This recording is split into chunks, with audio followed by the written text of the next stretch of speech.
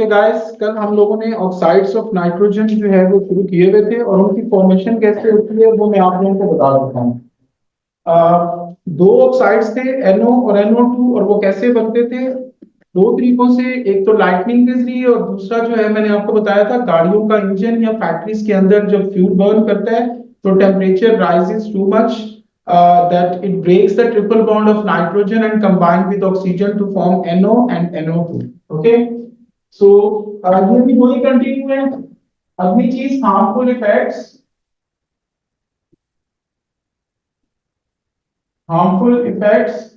Of NO and NO2। NO और NO2 जो है मेरे बच्चों, ये दोनों नॉन मेटल के ऑक्साइड्स होते हैं। They are non metal oxides, और नॉन मेटल के जितने भी ऑक्साइड्स होते हैं नॉर्मली दे आर एसिडिक। तो ये एसिडिक होते हैं जी। एसिडिक ऑक्साइड्स जो हैं याद रखें कि ये जब ये एयर में जाते हैं तो NO2 की एग्जांपल ले लें। जब ये एयर में जाएगा पानी के साथ मिक्स होके, it is going to form the two acids. पहला जो है वो HNO2 और दूसरा जो है वो HNO3। तो इसको हम पढ़ते हैं नाइट्रिक एसिड और इसको हम पढ़ते हैं नाइट्रिक एसिड। इसी तरह जो NO होता है वो पानी के अंदर मिक्स होके वो HNO2 बना देता है, विच इज नाइट्रिक एसिड। ठीक है जी। तो इसका मतलब ये है कि ये दोनों जो है ये पानी के अंदर मिक्स होके एसिड बनाते हैं, तो दे कॉजेस एसिडिक रेन। ये एसिडिक रेन कॉज करते हैं, कॉजेस एसिडिक रेन। और एसिडिक रेन के क्या क्या नुकसान होते हैं, क्या क्या वो डैमेजेस करता है? Damages by acidic rain. Acidic rain का पहला नुकसान ये होता है बच्चों कि ये मार्बल जो वर्क होता है उसको डिस्ट्रॉय कर देता है। यानी मार्बल कहते हैं कैल्शियम कार्बोनेट को। आपको पता है कि एसिड जो है वो दुनिया में चार चीजों के साथ रिएक्ट कर सकता है: metal, metal oxide, metal hydroxide और मेटल कार्बोनेट। तो ये जो एसिडिक रेन होती है ये क्या करती है कि जो मार्बल वर्क होता है बिल्डिंग्स के अंदर, जो हम लोग ये संगे मरमर लगाते हैं, मार्बल लगाते हैं घरों में, तो एसिडिक रेन जब उस पर पड़ती है तो वो उसको कोरोड कर देती है, एक नया सॉल्ट बन जाता है। आप लोगों ने देखा होगा घर में अगर मार्बल लगा हुआ है तो उसके ऊपर वो पीले से रंग की लकीरें सी जो है वो पड़ जाती हैं जी। ठीक है, तो वो असल में एक नया सॉल्ट जो है वो डेवलप हो जाता है जी एसिड के साथ रिएक्ट करने से। तो पहला काम ये क्या करता है कि destroy the marble work of buildings. ठीक है जी। दूसरा इसका नुकसान क्या होता है कि जितनी भी मेटल के बने हुए स्ट्रक्चर होते हैं, अक्सर आप लोग देखें तो हवा के अंदर वालेकुम अस्सलाम, हवा के अंदर ये जो गैसेस होती हैं ये जब एसिडिक रेन की फॉर्म में आती हैं तो मेटल के बने हुए जितने भी स्ट्रक्चर होते हैं, ये खास तौर पे पुल वगैरह आप देख लें जो लोहे के बने होते हैं उसमें लोहा काफी इस्तेमाल हुआ होता है। तो वो एसिड जो है वो उस लोहे को कोरोड कर देता है, उसको वहां से जो है वो कोरोड करके खत्म करता जाएगा और वो जो पुल होता है वो कमजोर हो जाता है और किसी भी वक्त जो है वो नीचे गिर पड़ता है। तो दूसरा इसका नुकसान यही होता है कि it corrode the metal work of bridges and buildings। Building में भी अगर कोई मेटल का बना हुआ स्ट्रक्चर लगा हुआ है तो ये उसको कोरोड कर देंगे, खत्म कर देंगे। तीसरा इसका नुकसान क्या होता है? Destroy vegetation. फसलें वगैरह जो लगी होती हैं बेटा उनको ये डिस्ट्रॉय कर देते हैं, क्रॉप्स वगैरह को। और चौथा इनका नुकसान जो है वो क्या होता है कि किल्स फिशेस को जो है वो किल कर देते हैं जी। ठीक है, तो ये इसके हार्मफुल इफेक्ट्स हैं ऑक्साइड्स ऑफ नाइट्रोजन के। कल हम लोगों ने पढ़ा था कि ये बनते कैसे हैं। नेचुरली ये लाइटनिंग की वजह से बनते हैं और ह्यूमन एक्टिविटीज की वजह से गाड़ियों के इंजन और फैक्ट्रीज से जो धुआं निकलता है उसमें ये मौजूद होते हैं फ्यूल के बर्न करने की वजह से। और ये हवा में जाके एसिडिक रेन कॉज करते हैं, क्योंकि ये खुद एसिडिक होते हैं। ठीक है जी, क्योंकि ये नॉन मेटलिक ऑक्साइड्स हैं। मैंने बता दिया कि पानी के साथ रिएक्ट करके NO2 जो है ये HNO2 और HNO3 बनाता है जी। जबकि NO जो है ये पानी के साथ मिलकर नाइट्रिक एसिड जो है वो बनाता है। अगर हम चाहते हैं कि ये इतना नुकसान ना करे हवा में जाके हमारा, तो हम लोग इनको हवा में जाने से कैसे रोक सकते हैं जी। ठीक है, तो आखिरी जो पॉइंट है वो है to stop oxides of nitrogen to get into air.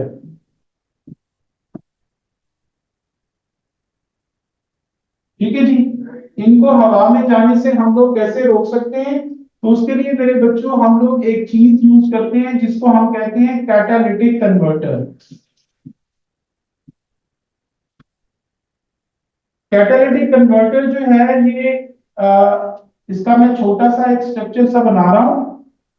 ठीक है, ये कैटालिटिक कन्वर्टर है। यहां से आप लोगों का गाड़ियों से निकलने वाले या फैक्ट्री से निकलने वाले फ्यूम्स आते हैं जिनको हम लोग एग्जॉस्ट फ्यूम्स कहते हैं।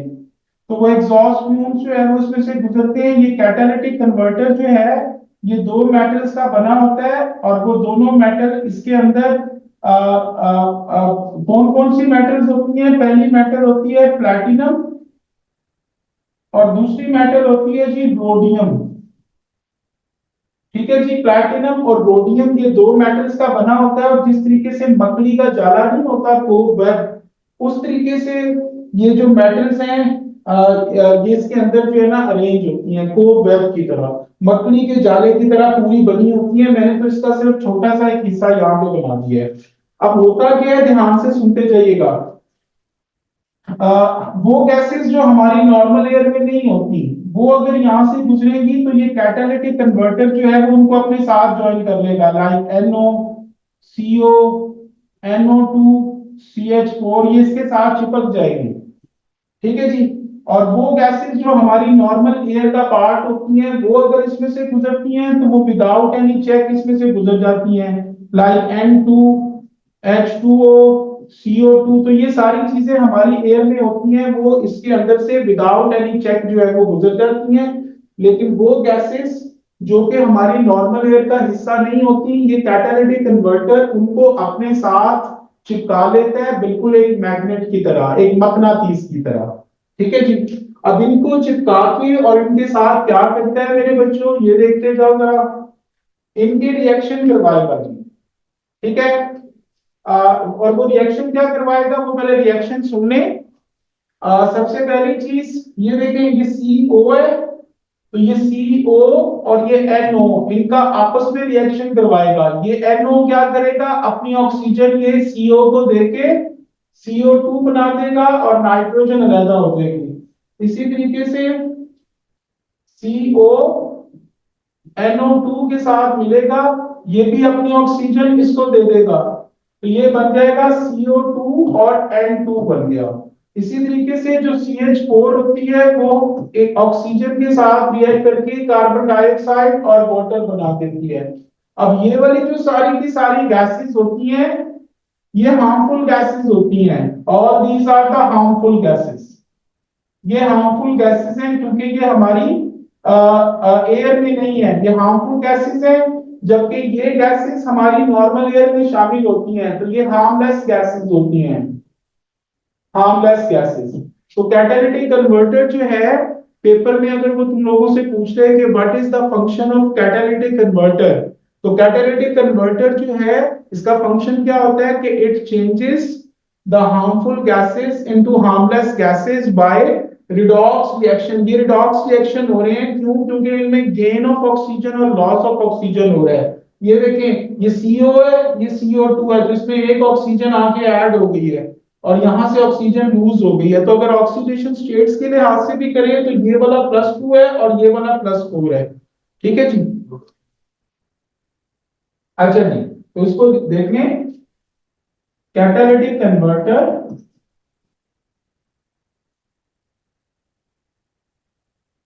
Changes the harmful gases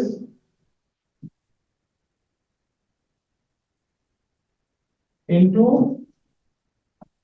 harmless gases by catalytic converter।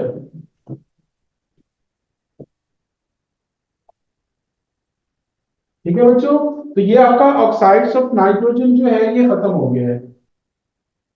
अच्छा जी, अगली चीज दूसरा पोल्यूटेंट जो हम लोग शुरू कर रही है that is the carbon monoxide, CO। Carbon monoxide की अगर आप देखते हैं तो ये हमारी एयर में मौजूद नहीं होता, ठीक है। इट इज अ पोल्यूटेंट, मैंने आपको पहले ही बताया कि हर वो चीज which is not the part of our natural air वो पोल्यूशन कॉज करती है। कार्बन मोनोऑक्साइड पहली चीज बनती कैसे है? हमारे पास एक प्रोसेस होता है जिसको हम कहते हैं कंबस्टन। कंबस्टन कहते हैं जी बर्न करने को, आग लगने को। Combustion is of two types. The first one that is called as the incomplete combustion, and the second one that is called as the complete combustion.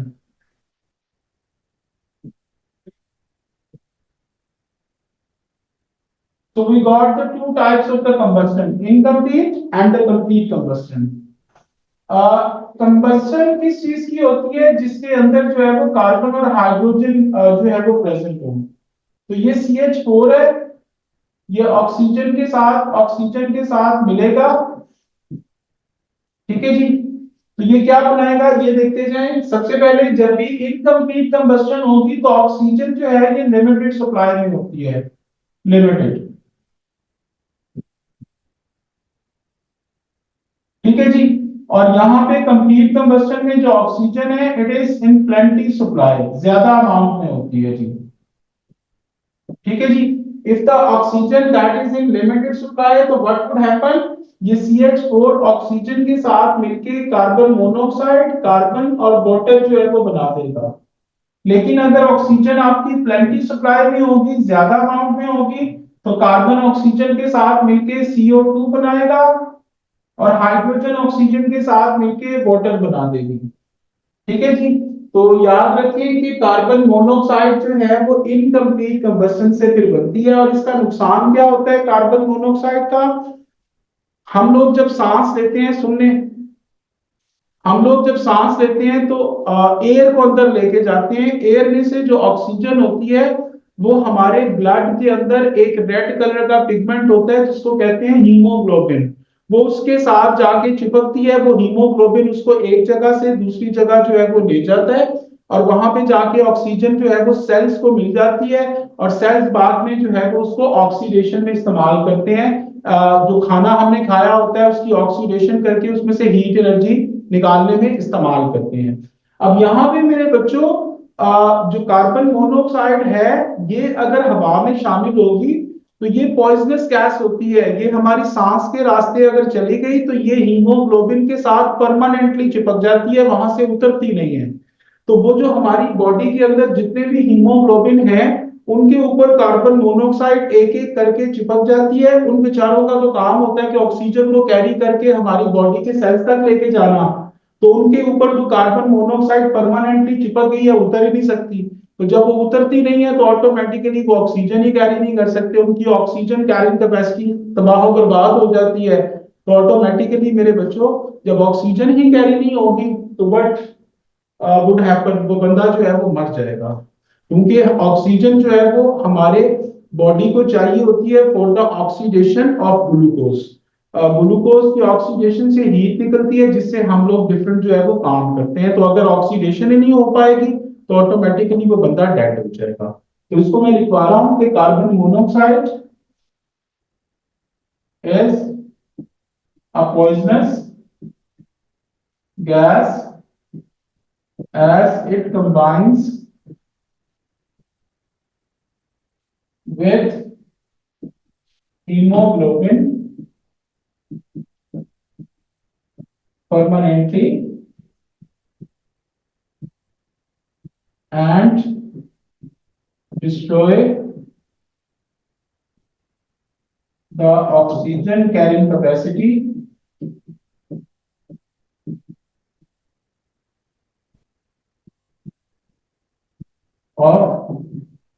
Haemoglobin.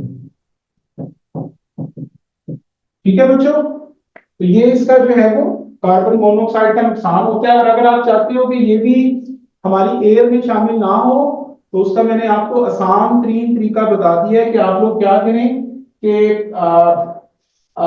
जो कार्बन मोनोऑक्साइड जहां से प्रोड्यूस हो रही है एग्जॉस्ट फ्यूम से, उनको आप लोग कैटालिटिक कन्वर्टर में से पास करें। कैटालिटिक कन्वर्टर का काम मैं आपको बता चुका हूं कि क्या होता है। It changes the harmful gases into harmless gases bye redox reaction.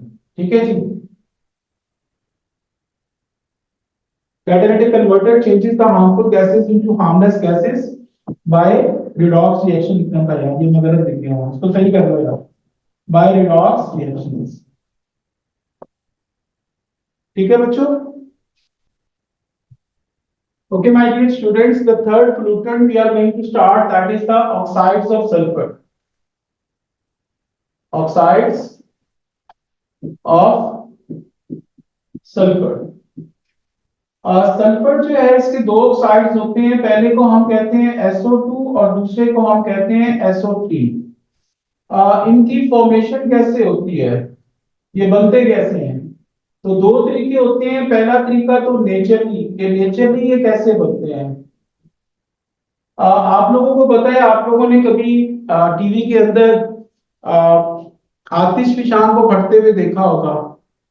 ठीक है, तो वो जिस जिन जगहों पे ये आतिशफिशान फटते हैं ना, वहां पे वो लावा बनता है। तो वो लावा असल में जो है वो क्या चीज होती है बच्चों, उस जमीन के अंदर सल्फर की बहुत ज्यादा अमाउंट होती है। तो वो सल्फर जब बर्न करता है ना, तो उसके रिजल्ट में हीट प्रोड्यूस होती है, जिसकी वजह से वहां पे जो इर्द गिर्द की जमीन है वो पिघल के लावा बन जाती है। और इस तरह वो आतिशफिशान पे जो है वो फटता है, तो वो लावा बाहर निकलता है। ठीक है, लेकिन वो लावा जो है वो बहुत ज्यादा रिच इन न्यूट्रिएंट होता है। वो बाद में जिस जिस जगह पे जाएगा, वहां पे वो जब खुश्क हो जाएगी, जमीन बन जाएगी, तो उसके ऊपर प्लांट्स ग्रो करेंगे, तो बहुत फर्टाइल जमीन होगी, क्योंकि उसमें न्यूट्रिएंट्स बहुत ज्यादा होते हैं जी।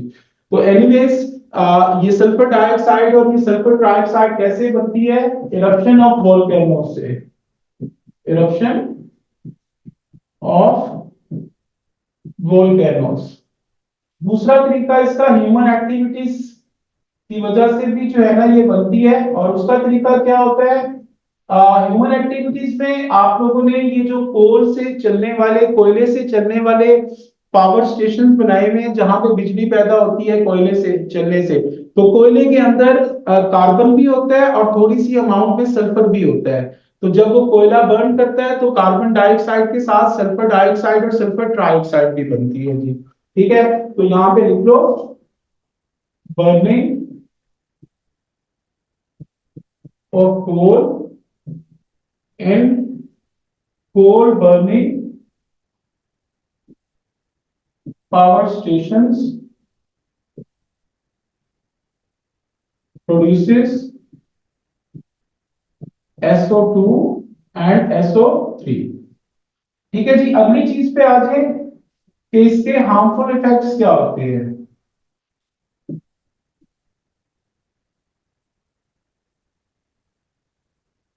अच्छा जी, पहली चीज, ये SO2 और SO3 जो है, इनके लिए हम लोग फ्लू गैसेस का वर्ड भी यूज करते हैं। फ्लू गैसेस होती हैं ये दोनों। ठीक है, तो इनके हार्मफुल इफेक्ट्स क्या होती हैं? SO2 और SO3 ये दोनों नॉन मेटल के ऑक्साइड्स हैं। These are non metal oxides. और नॉन मेटल के जो ऑक्साइड्स होते हैं, keep remember, they are always acidic, वो एसिडिक होते हैं। ठीक है, कैसे? क्योंकि ये पानी के अंदर डिसॉल्व होके SO2 को अगर पानी में डिसॉल्व करेंगे, तो इससे H2SO3 बनेगा, जिसको सल्फ्यूरिक एसिड पढ़ते हैं।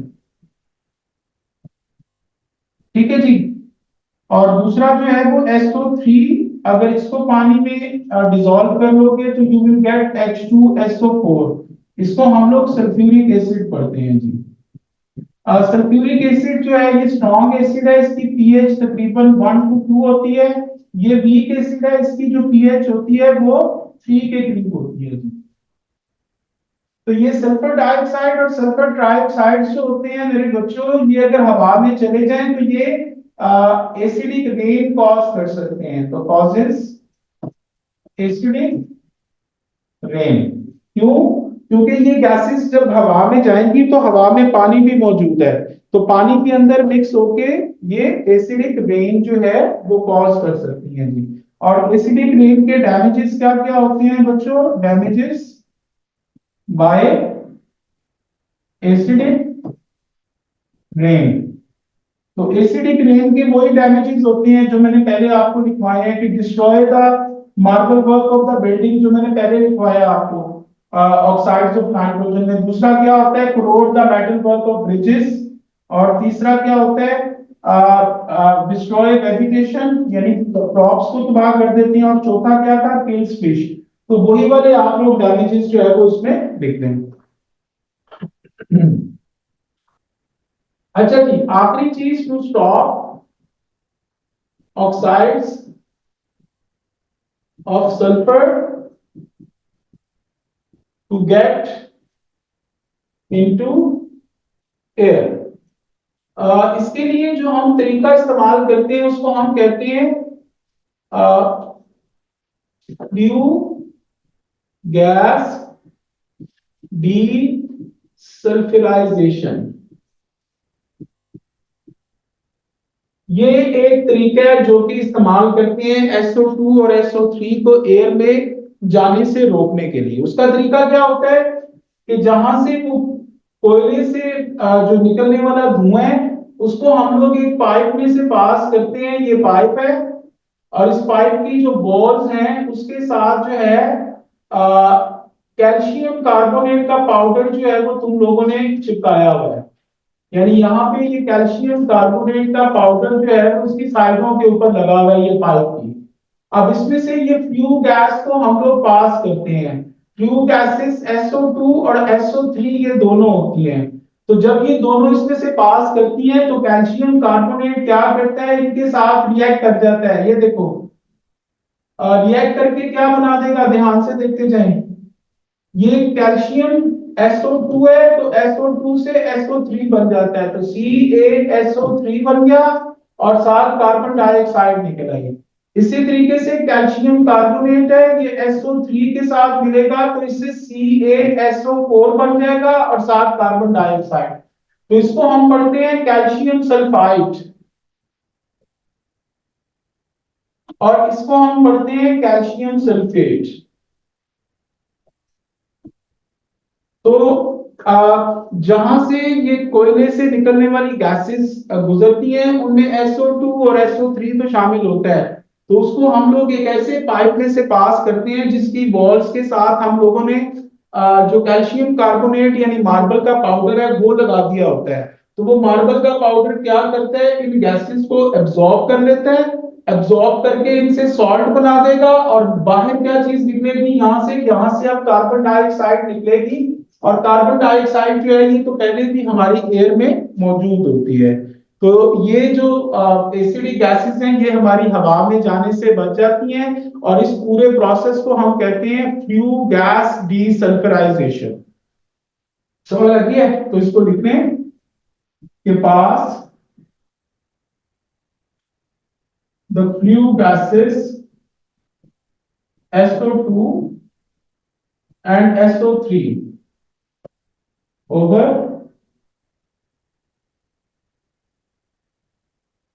calcium carbonate powder which absorb SO2 and SO3 to form calcium sulfide and calcium sulfate. And this process is called flue gas desulfurization। ठीक है बच्चों? तो इस प्रोसेस को हम लोग फ्लू गैस डीसल्फ्यूराइजेशन का जो है वो नाम देते हैं। तो ये जो सॉल्ट बने पाइप में रहेगा। हाँ, वो पाइप के साथ लगा रह जाएगा, वो आहिस्ता आहिस्ता फिर ये मार्बल पाउडर खत्म होता जाएगा ना, ये चीज बनती जाएगी, ये नया सॉल्ट बन जाएगा। ठीक है? उसको फिर उतार देते हैं हम लोग, नया फिर लगा देते हैं पाउडर, कैल्शियम कार्बोनेट पाउडर। जी ये रब कर दूं बच्चों, Yes. Online students.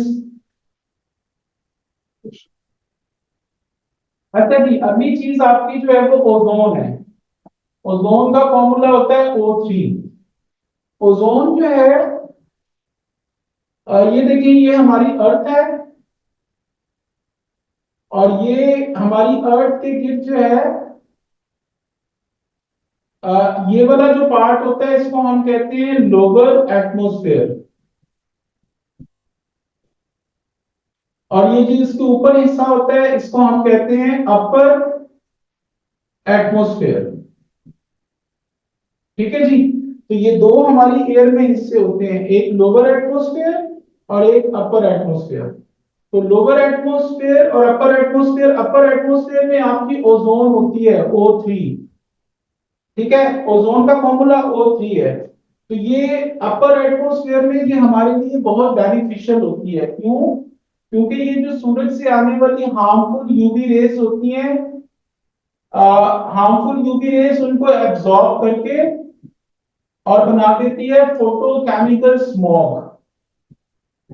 स्मॉग यानी इस जगह पे स्मोक बन जाएगी सारी, लेकिन वो स्मोक का हमारे ऊपर कोई इफेक्ट नहीं होगा, क्योंकि ये जमीन से काफी हजारों किलोमीटर ऊपर जाके जो है ना ये बनती है। तो सूरज तक हमारी ये जो हार्मफुल यूवी रेज हैं ये नहीं पहुंच पाती।